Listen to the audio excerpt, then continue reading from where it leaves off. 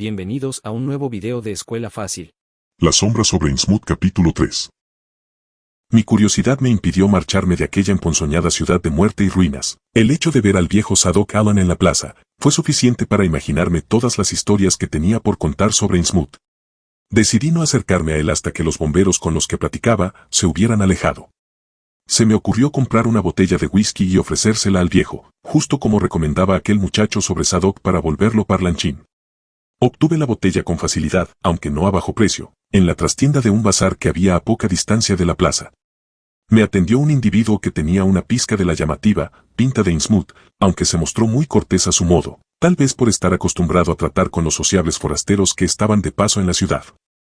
Conforme a mi plan, atraje la atención de Zadok blandiendo la botella que acababa de comprar y el viejo se acercó a mí solicitando, amablemente, un trago.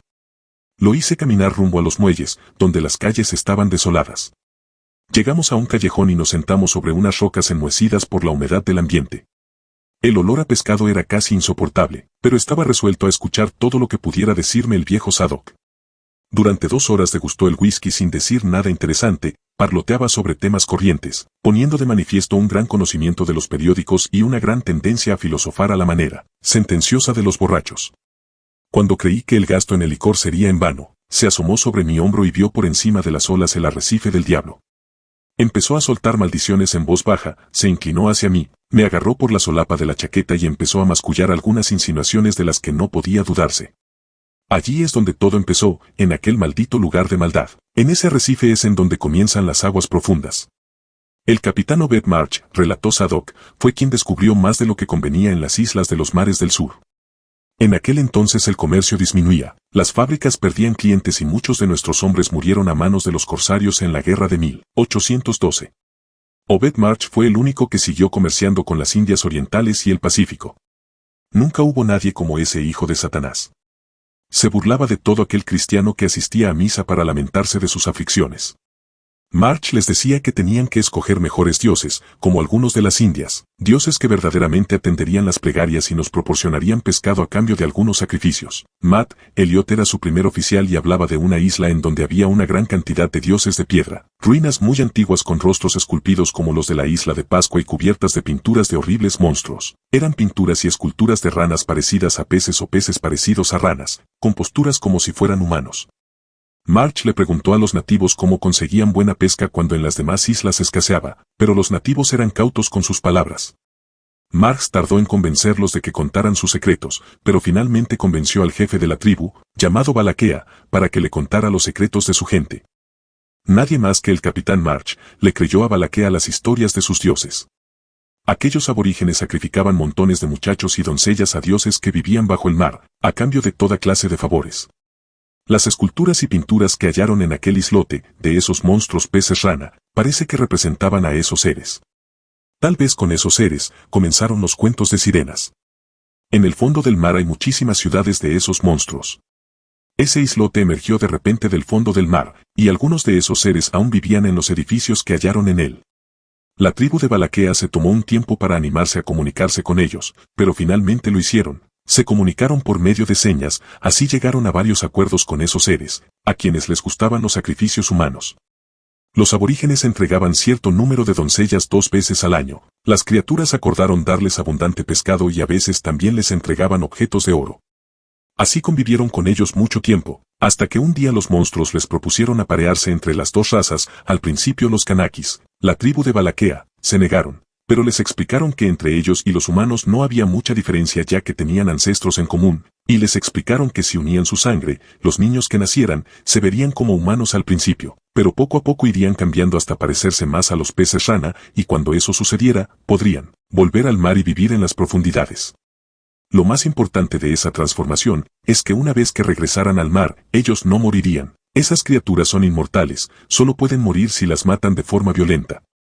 Cuando Obed conoció a los isleños, continuó contando Zadok, ya tenían cierta apariencia de pez. Cuando se hacían viejos empezaba a notárseles más el cambio en su apariencia y entonces abandonaban la isla y se metían al mar.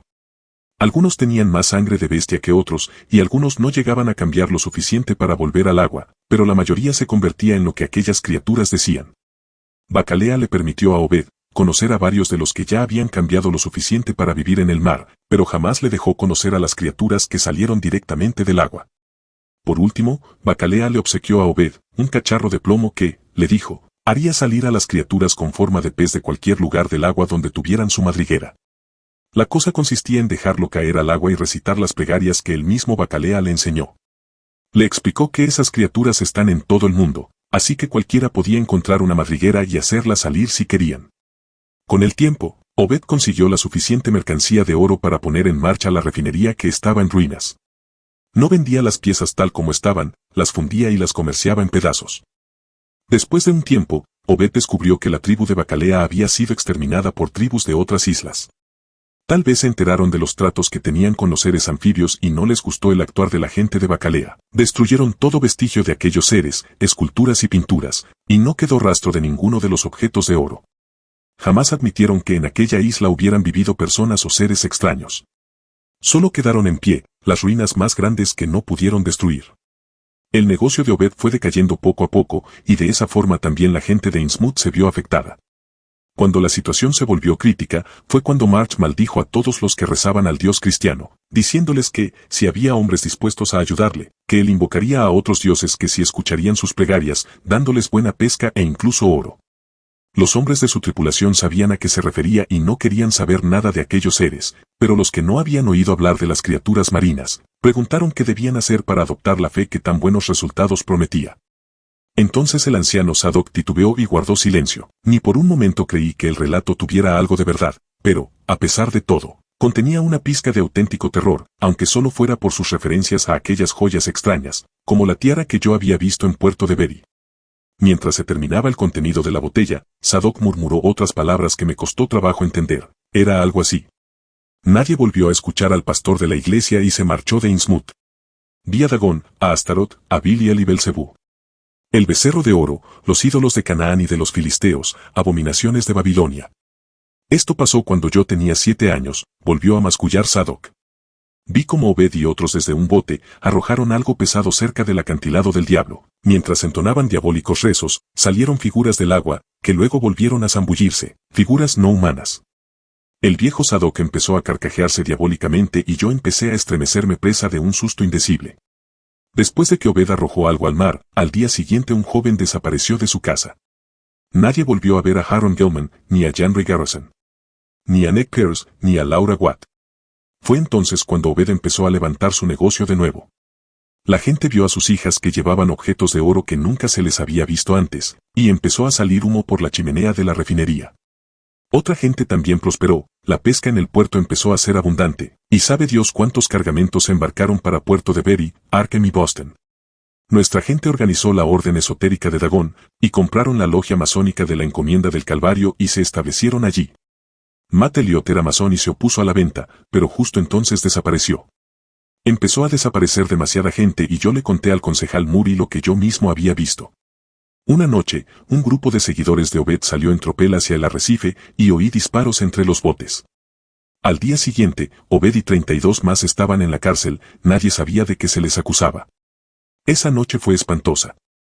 Estaba en mi casa, en la parte alta y los vi, eran una multitud, enjambres, por todas partes del arrecife, y venían nadando hacia el puerto. Dios mío, lo que sucedió aquella noche en las calles de Innsmouth. Golpearon nuestra puerta, pero mi padre no quiso abrir. Luego salió trepando por la ventana de la cocina con su mosquete para buscar al concejal Murray y ver qué se podía hacer. Montones de muertos y de moribundos, disparos y gritos, en todas las calles de Innsmouth. Las puertas de la cárcel se abrieron. Cuando vinieron a la ciudad y comprobaron que faltaba la mitad de la gente, dijeron que había sido la peste. No quedan más que los que se unieron a Obed y los que se callaron. No volví a ver a mi padre. A la mañana siguiente habían limpiado todo y Obed tomó el mando, dijo que las cosas iban a cambiar. Todos tendrían que rendir culto y ciertas casas tendrán que albergar huéspedes. Los monstruos querían mezclar su sangre, como hicieron con los Kanakis, y Obed no estaba dispuesto a impedírselo. Dice que ellos nos traerán pesca y tesoros, y que tendríamos que darles lo que ansiaban. Nada iba a ser diferente con el exterior, solo que teníamos que ser cautelosos con los forasteros si sabíamos lo que nos convenía. Todos tuvimos que prestar el juramento de Dagón. Los que hiciesen servicios especiales recibirían recompensas especiales. Era inútil negarse, porque había millones de ellos allá abajo. Preferían no tener que relacionarse con el género humano, ni aniquilarlo, pero nos advirtieron que si les traicionábamos acabarían con todos nosotros. Nosotros no teníamos amuletos para bloquearlos, como la gente de los mares del sur, y los Kanakis nunca dijeron cómo detenerlos. Había que proporcionarles bastantes sacrificios y brujerías, a cambio, prometieron que nunca moriríamos, sino que regresaríamos a la madre Yedra y al padre Dagón, de donde todos procedemos. Luego el viejo Sadok masculló algunas palabras y solo pude entender un nombre, Tulu. Pobre hombre, pensé, a qué lamentables abismos de alucinación había llevado el alcohol. Después de la guerra civil, en el 46, los niños empezaron a cambiar y más gente a desaparecer, cerraron las fábricas, tapiaron las ventanas de casas que supuestamente estaban abandonadas, pero se escuchaban ruidos extraños. Los forasteros que husmeaban de más, también desaparecían. El capitán Overmarsh volvió a casarse, no quería, pero lo obligaron. Tuvo 3 hijos con una mujer a la que nadie ha visto nunca. 2 de ellos desaparecieron jóvenes, la chica parecía normal y fue enviada a estudiar a Europa. Obed la casó con un hombre de Arkham que no sospechaba nada de lo que ocurría aquí. March murió, su nieto atiende ahora la refinería. Dicen que ya no puede cerrar los ojos y ya no parece humano, pronto tendrá que volver al agua. ¿No me cree, verdad? Me cuestionó Sadok. Pues eso que le he contado no es lo peor, dijo. ¿Quieres saber cuál es el verdadero horror? Me preguntó casi a gritos. Lo peor no es lo que esos demonios han hecho, sino lo que van a hacer. Le contaré. Si quieres saber cómo continúa esta historia, no dejes de ver el capítulo 4, en este mismo canal, Escuela Fácil.